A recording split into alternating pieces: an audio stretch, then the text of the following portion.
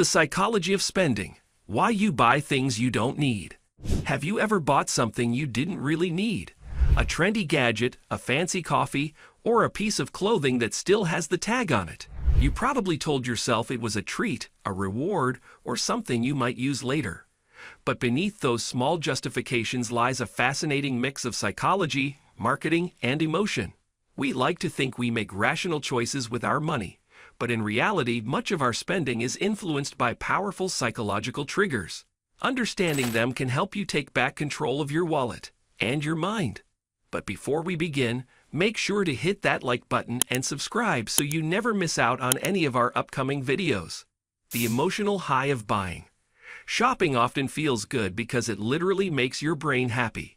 When you buy something, your brain releases dopamine, the feel-good chemical associated with pleasure and reward. That's why a new purchase can lift your mood, at least temporarily. This emotional high is addictive. For some people, it's not the product they crave, but the feeling of buying it. Marketers know this and design shopping experiences, from online carts to store layouts, to keep that dopamine rush alive. But the effect doesn't last long. Once the excitement fades, the reality sets in. The item wasn't necessary, or it didn't make you as happy as you expected. This creates a loop, a cycle of emotional spending where you chase that same sense of satisfaction again and again. The illusion of treat yourself. Treat yourself has become a modern mantra. We tell ourselves we deserve something nice after a long day, a stressful week, or even a minor inconvenience. While there's nothing wrong with the occasional indulgence, this mindset can easily spiral into impulsive spending. Retailers encourage this by marketing luxury as self-care. Ads subtly suggest that happiness or confidence can be bought, whether it's a perfume, a new phone, or a weekend getaway. In truth, what we often crave isn't the product but the emotional reward it promises: comfort, validation, or status. Recognizing this distinction helps you pause and ask, do I really want this, or do I just want to feel better right now? Emotional spending. When feelings drive finances. Many people spend money not to acquire things, but to manage emotions. Feeling sad, lonely, anxious, or bored can all trigger shopping behavior. This is called emotional spending, when you buy things to fill a temporary emotional void. Retail therapy may offer short-term relief, but it often leads to guilt and regret later.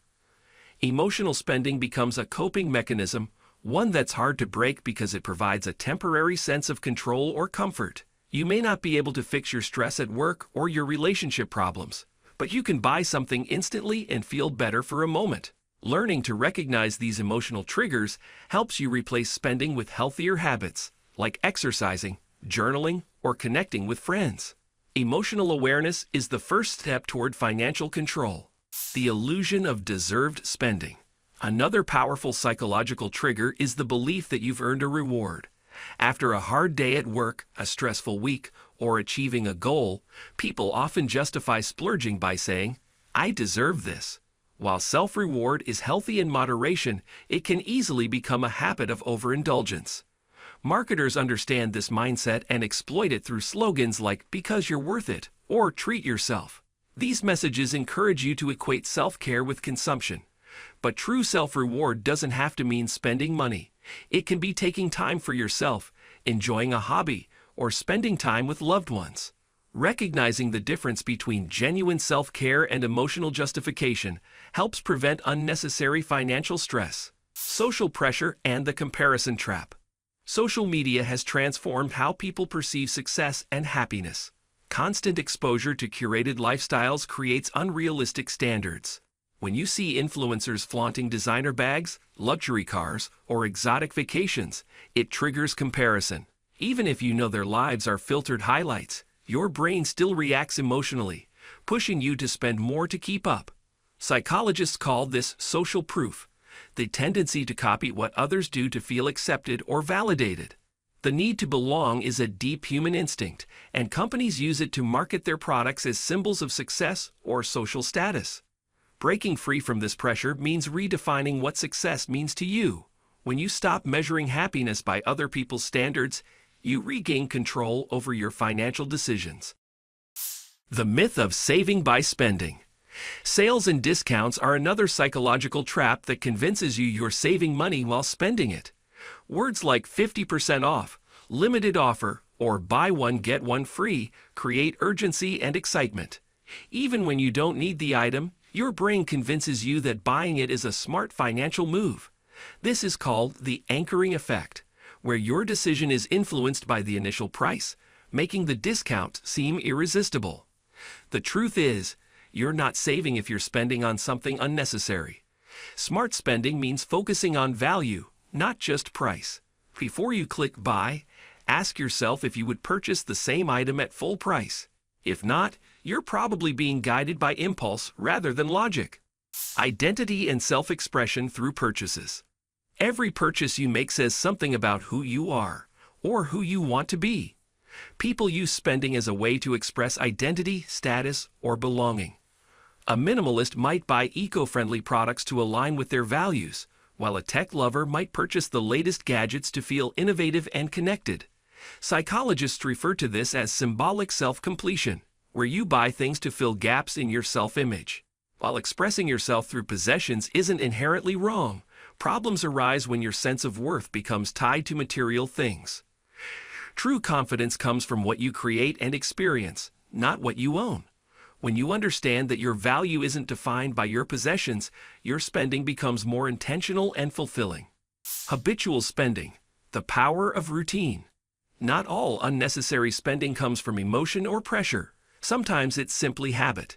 Grabbing coffee every morning, ordering takeout, or buying small items regularly adds up over time. The brain loves routine. It's comfortable and efficient. Once a behavior becomes habitual, it requires little conscious thought, making it easy to overspend without realizing it. Breaking these patterns means creating new habits that align with your goals. Start by tracking expenses for a week to see where your money goes. Then replace costly routines with cheaper or more meaningful alternatives. For instance, make coffee at home, pack lunches, or set a no-spend day each week. Over time, these small changes build financial discipline and awareness. The role of credit and digital payments. Digital payments have made spending easier and more dangerous. When you pay with cash, you physically see money leaving your hand, which triggers a sense of loss. With credit cards or mobile payments, that pain disappears. Psychologists call this the pain of paying. The less you feel it, the more likely you are to overspend. The convenience of one-click shopping and buy now, pay later options creates an illusion of affordability, disconnecting you from the true cost of your purchases. To regain control, try using cash or debit for daily expenses. It reconnects you to the reality of spending and makes you more mindful of each transaction. Breaking the cycle. Becoming aware of spending psychology is the first step toward breaking free from it. Start by tracking your purchases and identifying patterns. When and why do you tend to spend impulsively? Replace emotional triggers with healthier habits. Go for a walk, call a friend, or save that money for a long-term goal. Creating a cooling-off rule helps too. Wait 24 hours before buying non-essential items. If you still want it later, it's probably a genuine need. If not, you just saved yourself unnecessary expense. Another strategy is mindful budgeting. Allocate money for fun spending, so you can enjoy small indulgences guilt-free while keeping control. Remember, the goal isn't to stop spending altogether, but to spend intentionally. We live in a world that constantly tempts us to spend, but once you understand why you buy, you can take back control. Real happiness doesn't come from things. It comes from freedom, connection, and purpose. So next time you want to buy something you don't need, pause and ask yourself what you're really searching for. Thank you guys for watching. If you want more videos like these, make sure to hit that like button and subscribe so you never miss out on any of our upcoming videos. See you next time.